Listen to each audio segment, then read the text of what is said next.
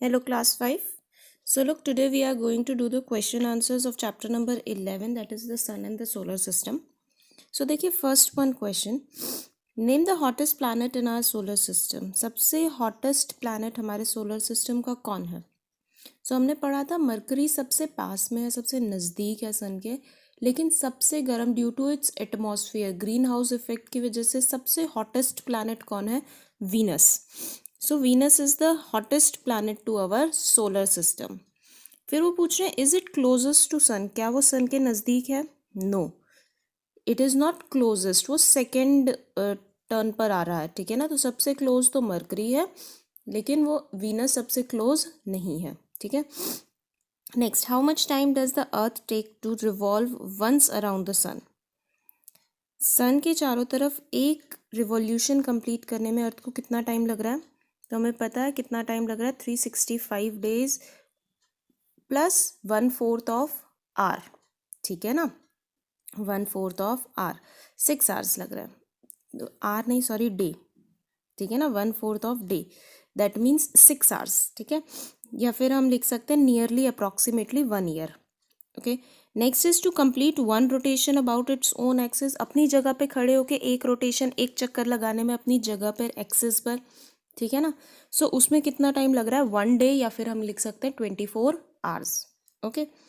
Next, state the nature of the shape of orbits of planets. जो orbit है, जो रास्ता है जिस पर सभी प्लैनेट्स सन के चारों तरफ घूम रहे हैं, उसका नेचर कैसा है? सो कैसा नेचर है? The orbits of planets are elliptical in shape. कैसे हैं शेप में?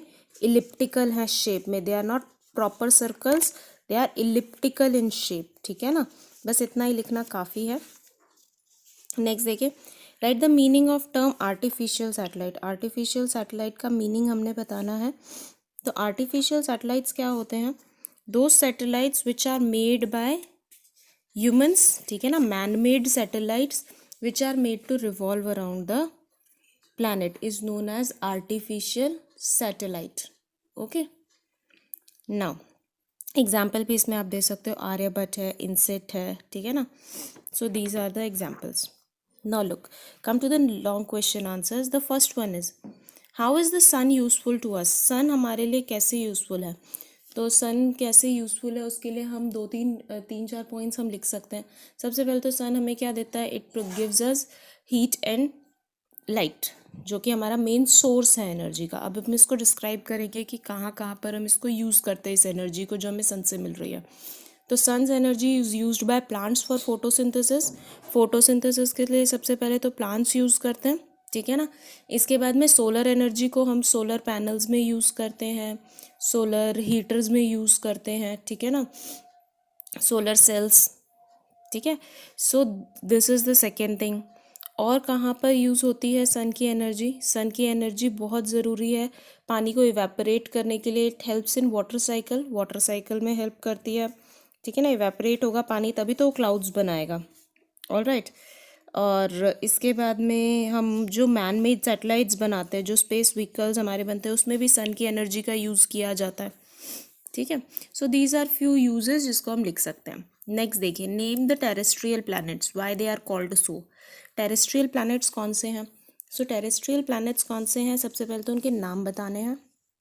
सो Mercury, Venus, Earth and Mars, इनको हम टेरेस्ट्रियल प्लैनेट्स बोलते हैं. क्यों बोलते हैं? Because these planets are made up of rocks and metals. इनकी जो सरफेस है वो किससे बनी हुई है? रॉक एंड मेटल से. Next, state the condition necessary for existence of life on a planet. किसी भी प्लैनेट पर लाइफ हो, लाइफ प्रेजेंट हो, जिंदगी हो, उसके लिए क्या ज़रूरी कंडीशंस है? तो हमने 3 कंडीशंस पढ़ी थी. प्रेजेंस ऑफ एटमॉस्फेयर, एटमॉस्फेयर होना चाहिए.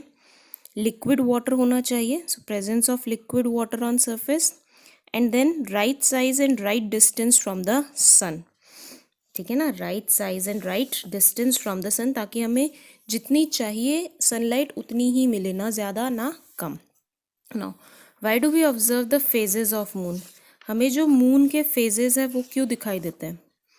क्योंकि जब भी वो चेंज होता है, ठीक है ना, उसकी रिलेटिव पोजीशन चेंज होती है, उसकी वजह से हमें क्या दिखाई देता है, उसका कुछ पोर्शन हर बार छिपा हुआ दिखाई देता है, जिसको सनलाइट रिसीव नहीं होती है जिस पोर्शन को।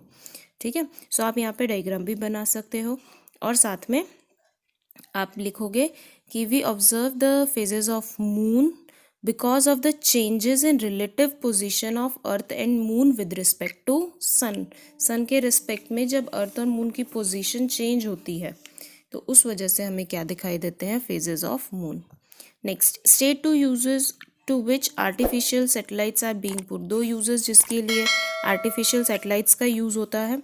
सो आर्टिफिशियल सैटेलाइट्स का यूज़ किस में होता है, कम्युनिकेशन में होता है।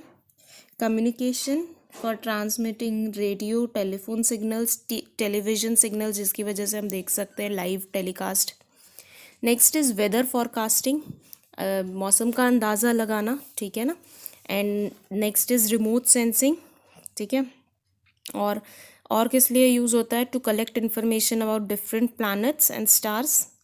तो कुछ भी आप 2 पॉइंट्स लिख सकते हो, तो there are many points. So with this the question answers are over. So goodbye everyone and take care, and if you have any problem just comment below. Goodbye everyone.